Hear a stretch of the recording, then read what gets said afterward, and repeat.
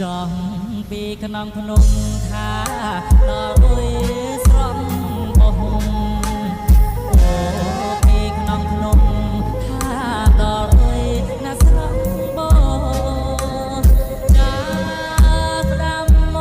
កនាងអើយថាខុសនេះនាងអើយថាបងទៅស្រីវាដែលគេផ្ដាំថាវាដែលឃើញអានយ៉ៃប្រងបងមិនចូលស្រីថានាងជឿ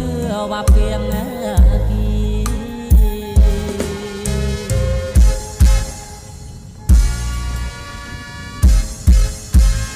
ចាញ់ពីស្រុកបោះថា